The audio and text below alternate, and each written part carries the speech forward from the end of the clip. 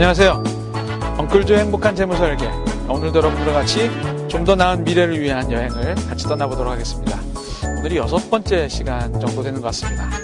자, 오늘은 지난번과 그 전에 하신 여러분들의 자산 목록과 수입 지출 목록을 가지고 한번 구체적으로 내가 남들에 비해서 어느 정도 수준에 있나를 계산해보는 시간으로 한번 마련해보도록 하겠습니다. 계산기까지 준비하시면 더 좋을 것 같습니다. 자, 준비되셨죠?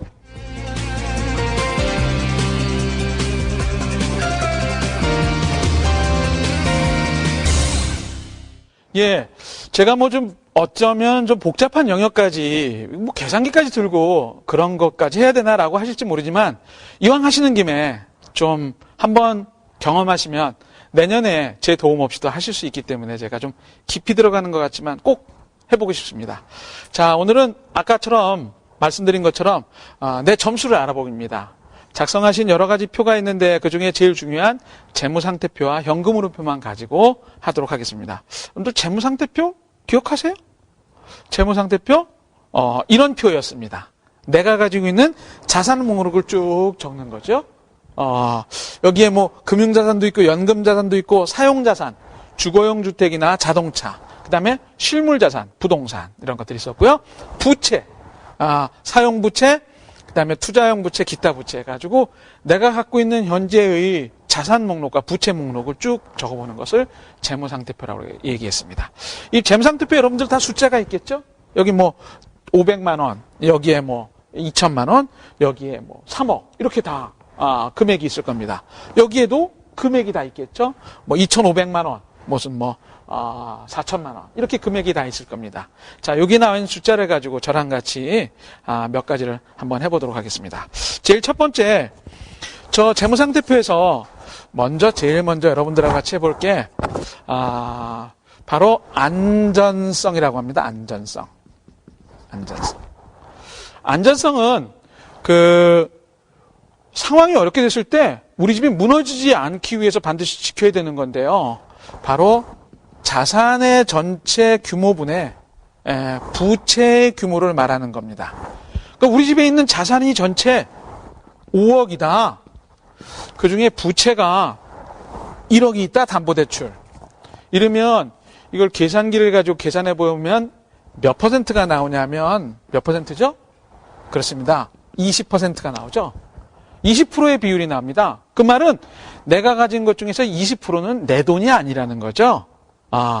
그런데 이 안전성은 통계적으로 30%를 넘으시는 분은 조금 위험하기 때문에 30% 밑으로 반드시 관리를 하셔야 됩니다. 여러분들 혹시 신문이나 방송에서 그런 얘기 들으셨어요? 집을 살 때 대출 비율은 30%를 넘지 말아라. 이런 얘기 들으셨으면 바로 여기에서 나온 이야기입니다. 왜냐하면 30%가 넘어서 많은 돈을 가지고 집을 사게 되는 경우에 소득이 조금 줄어들거나 이자율이 조금 올라가면 바로 집을 어쩌면 빼앗길 수 있는 상황까지 처할 수 있기 때문에 그렇습니다. 상황은 미래의 문제이기 때문에 모릅니다. 여러분들이 금리를 조절할 수 없죠? 시장이 결정해 줍니다. 여러분들이 직장 계속 다니고 싶고 돈을 많이 벌고 싶지만 상황이 그렇지 않을 수 있습니다. 요즘 경기가 이렇게 안 좋을 때 알게 모르게 소득이 줄어드는 것, 여러분들 갖고 있는 집에 위협을 받으시는 분들이 많이 있습니다. 바로 이 비율을 지키지 않아서 그렇습니다. 두 번째는 유동성이라고 하는 비율입니다. 이 유동성의 비율은 자산 전체분의 저 자산 목록 중에서 유동자산이라고 하는 것들이 있는데 은행 예금을 생각하시면 됩니다. 내가 자산이 5억 중에 은행 예금으로 언제든지 손해보지 않고 펀드 같은 건 아닙니다. 펀드는 요새 손해보시면서 찾으셔야 되니까 이거는 유동자산이 아니죠. 이건 투자자산입니다. 유동자산은 보통 예금에 있거나 정기예금에 있어서 아무 때나 내가 손해보지 않고 찾을 수 있는 것들을 유동자산이라고 하는데 이것이 갖고 있는 자산이 아까 5억이라고 얘기했죠? 그 중에 내가 그 통장 안에 예금으로 있는 것이 2천만 원 있다. 이러면 실제로 이거는 4% 정도의 비율에 해당되는 겁니다. 4%만 돼도 걱정을 하지 않는데 이런 쪽에서 일하시는 분들은 대부분 이 유동성의 비율을 10% 정도를 유지해라 라고 얘기를 합니다. 10%를 유지하면 아무리 어려운 상황에 닥쳐온다 하더라도 돈이 궁해가지고 빌리러 다니거나 아쉬운 소리를 하지 않아도 된다는 거죠. 제가 만난 분 중에 이런 분이 있습니다. 건물이 있습니다. 괜찮은 건물을 갖고 있는데 건물이 있으니까 자녀분을 이제 유학을 보냈겠죠. 해외가 있는데 학비를 보내고 이번에 보낼 돈이 환율이 올랐기 때문에 보낼 돈이 좀 많습니다. 그런데 실제로는 통장 안에 돈이 없습니다. 자산은 크지만 바로 유동자산의 비율이 적기 때문에 아무리 애를 쓰면서 돌아다녀도 사실 구하기 힘든 것이 요즘 세상의 돈입니다. 자산이 아무리 번듯해도 내가 당장 쓸 돈이 없는 것. 이런 분들은 제가 돌아서서 나오면서 부동산 거지 이렇게 말하는데 여러분들 재산이 아무리 많아도 유동성을 지키지 않는다면 여러분들은 의외의 어려운 상황에 빠질 수 있다는 거 기억하시고 이 비율. 4% 정도도 괜찮긴 합니다. 소득이 안정된 분들은 더 괜찮죠. 만약에 여러분들이 양쪽 두 분이 다 일을 못하게 되는 상황도 발생할 수 있죠. 살다 보면 여러 가지 일이 있을 수 있습니다. 그런데 다음 달, 그 다음 달, 두서너 달에 생활비조차 유동성 자금으로 마련되어 있지 않다면 아마 가족이 서로 굉장히 기분이 침체되는 그런 경험을 하실 겁니다. 유동성 지키셔야 됩니다. 그 다음에 마지막으로 세 번째, 이 세 번째는 여러분들께서 그 수익성이라고 제가 말씀드리고 싶습니다. 안전성, 유동성, 수익성. 우리가 흔히 자산 관리할 때 이 세 가지 포인트를 잡아서 말하는데 수익성은 자산 전체분의 수익 자산의 비율입니다. 수익 자산이 뭘까요? 아까 말씀드린 제가 이 표에서 수익 자산은 바로 여기 나와 있는 금융자산, 연금자산, 실물자산을 수익자산으로 얘기합니다. 사용자산만 제외됩니다. 예를 들어서 이렇게 생각해 볼까요? 가지고 있는 자산 전체가 5억입니다. 5억 중에서 집이 거의 다고 가지고 있는 수익자산은 은행에 있는 예금 2천만 원밖에 없습니다. 이분은 집값이 아무리 뛰어도 사실 은퇴를 할 수가 없죠. 왜?